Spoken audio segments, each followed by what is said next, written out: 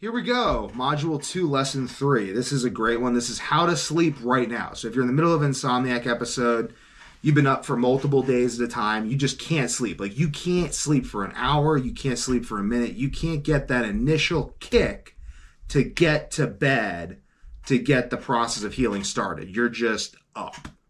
You're like, how do I stop this? Now, this works even if you're having a little bit more success sleeping, but this is extreme, and it's best advice for you're in the middle of an Insomniac episode because it can be disruptive if it's not absolutely necessary, and if you're already sleeping a bit, like, let's just build on what's already there. There's no reason to like kind of overhaul everything. So basically, if you're not sleeping, like you're just not sleeping, period, like you barely sleep an hour, probably something like that, what you want to do is you're basically happening is cortisol is too high, your autoimmune system's triggering itself in a loop like we talked about in the other videos. And because of that, your body can't get out of this loop. So you have to break the loop. And first of all, like, hopefully you've gone through the course. If you haven't gone through the course, I'll try to like bring you up to speed. I mean, like, make sure that there's no obvious issues with your setup. You know what I mean? Like, you're not like turn the Wi-Fi off. Like, get rid of as much EMF as possible. Get rid of the sunlight. Get rid of the music. Get rid of the stuff. Get rid of the blue light. All that. You've done all that. You've done all the smart stuff. The next thing you want to look at is supplementation. You want to look at like vitamin D. Go over to the supplement videos though. But I'm going to give you a rundown of like what to take, of like what would be good stuff to look at, especially in the winter. Vitamin D. Magnesium is always big. You're always going to be needing magnesium because that's just like for basic metabolic functions, basic relaxation. Almost everyone's magnesium deficient. Vitamin C, again, like go through the supplement videos. Make sure it's not the supplements. See, look, make sure you have restless leg syndrome. You have restless leg syndrome that's associated with like magnesium and salt, but also other ones under other circumstances.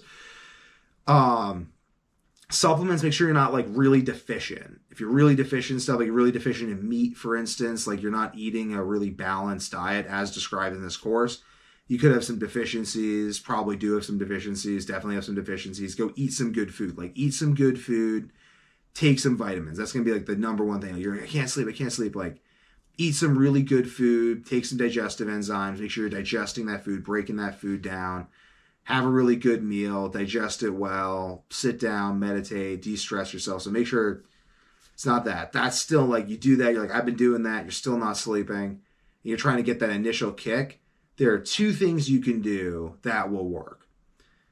One is fast for like 3 days, 2 or 3 days, and then eat a ton of really digestible like carbs, like sweet potatoes, mashed potatoes that are cooked really well. And then like yogurt, like carbs and probiotics. Just eat like until you're just completely stuffed.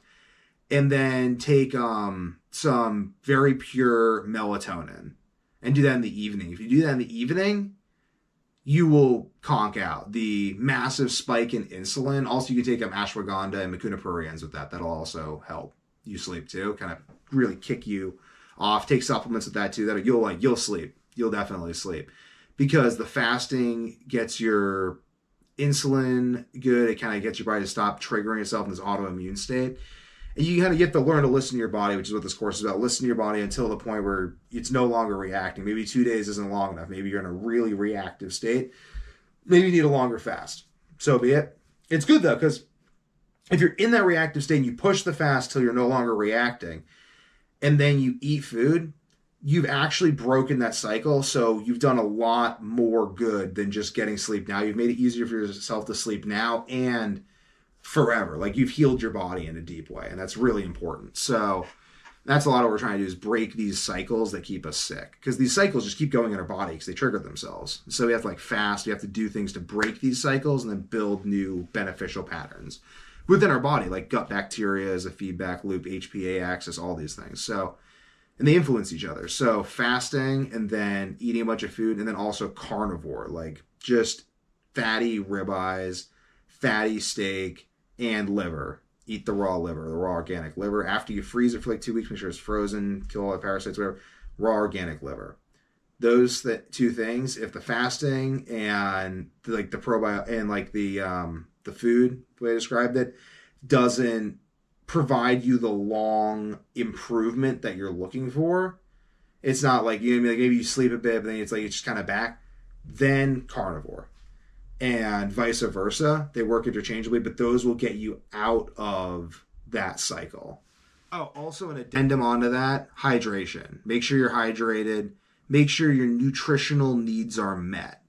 And then this video is really for if you're just in this hyper-stressed state where your body just can't stop freaking out. You know, if you're in it, if you kind of hear that and you're like, I don't really, then you're not in that state. You know. Done.